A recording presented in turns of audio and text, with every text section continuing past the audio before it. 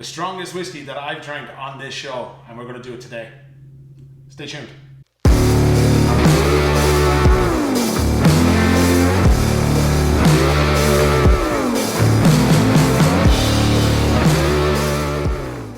Welcome to Whiskey and Whiskey. I'm the Whiskey Chaser Brian, and on this show I review the very best in Irish whiskey without giving it an actual score, and today is no different. Kind of excited about these ones. These are, to my understanding, brought forward for the real whiskey drinkers and those that like robust, strong whiskies. 2 Stacks Irish whiskey. Don't forget, any of these whiskeys that you see me trying on this channel are readily available here in Christy's bar, where we're coming to you from today. So once again, many thanks to the lads here at Christy's for letting me use this as a backdrop. 2 Stacks Irish Whiskey are independent bottlers, new to the scene. These were released on the back of Belfast Whisky Week at the end of August. And the idea behind all of these releases, and there's a few to date, but the main idea is transparency, flavor, robustness, and kind of new ideas bringing forth to the table for those who like really kind of strong and complex whiskies. And this is what they've come. They're quite strong, 63.5% roughly each one, and they do pack a punch. We have Shane McCarthy, Liam Brogan, and Donald McGlynn behind us. Ireland Craft Beverages is the main company behind this, and they've been going for 6 years or so. So the 3 lads actually wanted to bring this out because they have a passion for Irish whiskey.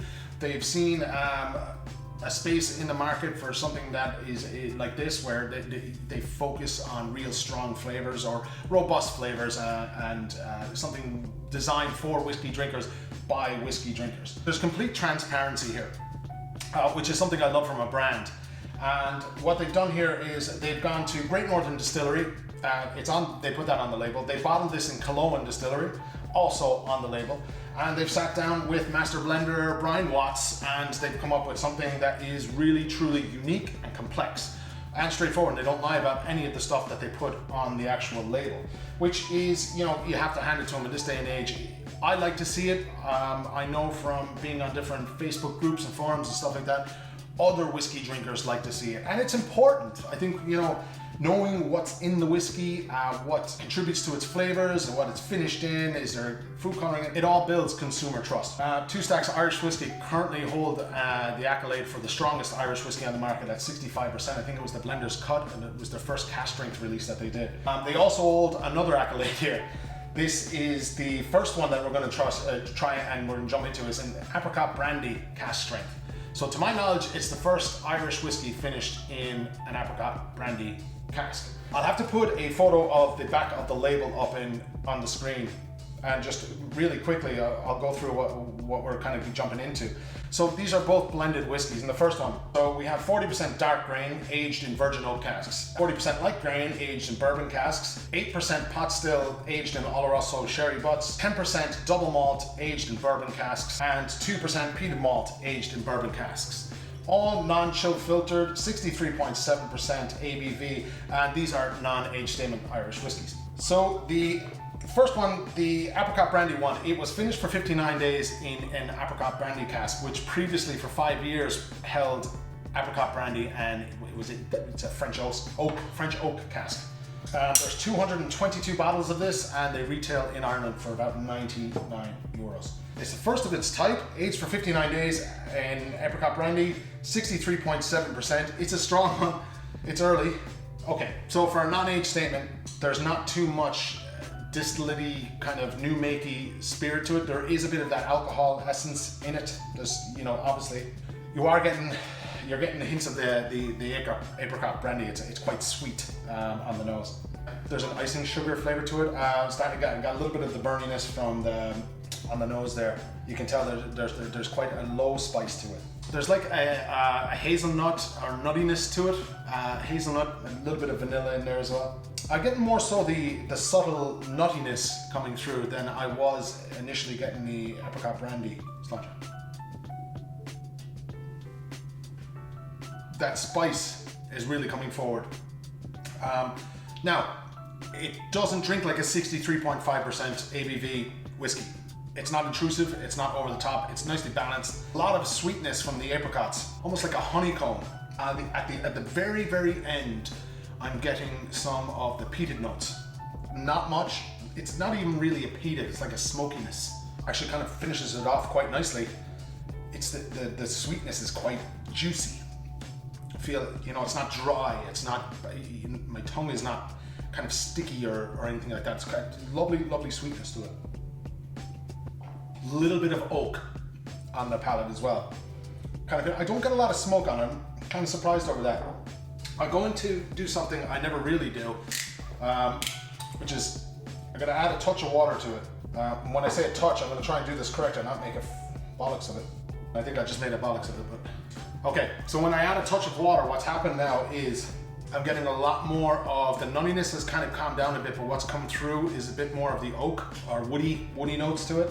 The sweetness has mellowed out dramatically. So now I'm kind of getting a vanilla oak nuttiness with some spices in behind it. A little bit on the dark fruity side of things. Not overly dark fruity or anything like that. It's subtle, it's very subtle. Try it again now with a bit of water. Okay, it's calmed down. The spice has been literally cut in half. Now I'm getting a little bit more of the peated nuts coming through. The sweet resins are kind of nicely balanced with the apricots. If you like kind of, you know, robust in-your-face flavors, that's a beautiful drink to try. I think it's well balanced on the whole thing. What's really interesting as of lately is seeing a lot of these non-age statements coming through that are so flavorsome. You know, obviously it's down to a lot of maturations and casks being used and blends that are being put forward, but that is a whiskey drink for whiskey drinkers, and you could drink it with water or without. If you're going to drink it with water, I would try just a little drop or two and don't do what I did and just, you know, shaky hands first thing in the morning. I tell you, we're gonna get a fresh glass. Next up is the Tawny Port cask strength. Very similar in the makeup of the blend for the whiskey at the back, the apricot brandy. So 40% dark grain in virgin oak, 40% light grain in bourbon, casked 8%, pot still in Oloroso sherry butts, 10% double malt aged in bourbon casks, 2% peated malt aged in bourbon casks. Non-chill filtered, 222 bottles, 63.5% ABV at a price of 99 euros in Ireland. This was finished for 61 days in a port cask, Tawny port cask, which previously held port for 10 years. And to my understanding, when they received the casks, there was still a load of port liquid left in the barrel. So it was that fresh, the cask that they used. As I said, 61 days in there to kind of give it the finish. So as I said before, that they worked quite close with master blender in Great Northern Distillery, Brian Watts, to come up with these. And first one, the apricot brandy was beautiful, it was lovely. And what I'm expecting from this now is not going to be any different. The color of these is insane. Holding it up to the camera won't do justice, but there's no E150A coloring in any of this. It's all natural. And I should actually mention, when they say, I thought this was a very interesting point, 40% dark grain and 40% light grain. They're not actually using different grains. What's happening is the dark grain is because of the virgin oak casks. It's coming out dark. And the light grain is in bourbon casks, so it's coming out lighter. It's not actually different types of grain, it's the same grain, it's just the way they're finished in the casks. Totally different animal. Same kind of idea with the spice. It's not all in your face with the alcohol or new make. Kind of a vanilla, marzipanish, nutty. There's a bit more of the oak, kind of the resins coming through from the port cask.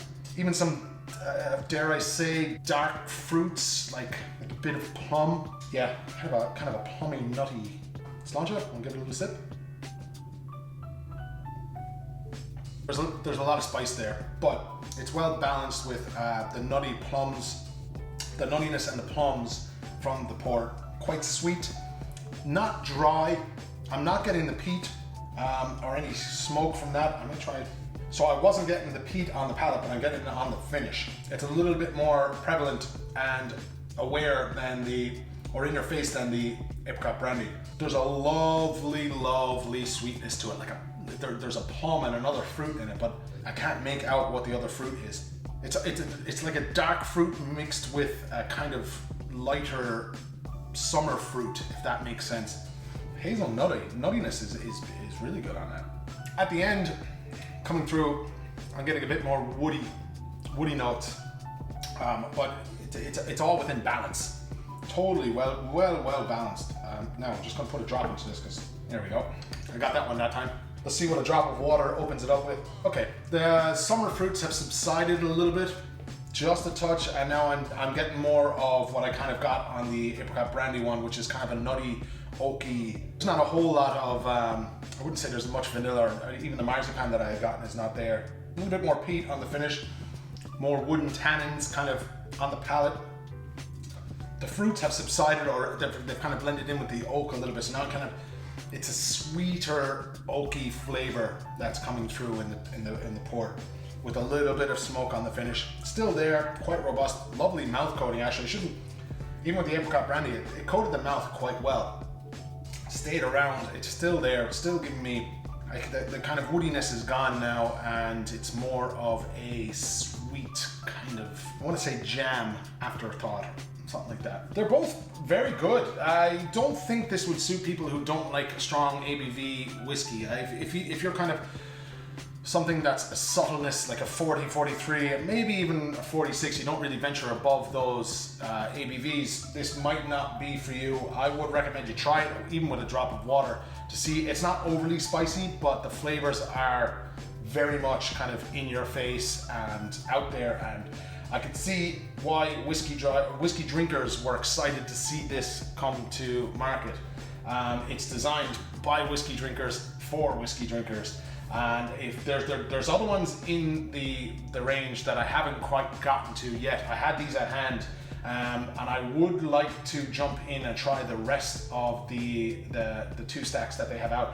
This is 2 in, I believe, 6 versions that they have. These are limited bottle runs, unfortunately. There's only 222 of them, small batch releases. And I think at a later date what I'll do is I'll jump in and I'll try their core range, which is the final cut and the blender's cut. One is at 43 and the other one, as I said earlier, is at 65%. It's kind of the highest ABV whiskey on the Irish whiskey on the market currently, I believe. Leave a comment down below if I'm wrong on that. These are here in Christy's bar, of course, waiting for the restrictions to fully lift and everybody to be able to enjoy these responsibly, of course. Do you like blended whiskey? Let me know. What's your favorite blends this week? Let me know. We had some interesting comments on last week's video. Let me know what your favorite blend is down below in the comment section. Fair play to the lads from Ireland Craft Beverages for bringing out something that was quite flavoursome, and I look forward to trying hopefully one of their other finished, they have a Sauternes cask, and I think there's a new rum one has come out as well. I see that there. Haven't gotten a chance to open those yet, but I'm looking forward to it. Folks, if you like the videos, like, subscribe, appreciate it, and we'll get you more content. And as soon as these restrictions lift, man, I'm on the road. I have some great ideas, so stay tuned to the channel. And we'll talk to you next week. Sláinte.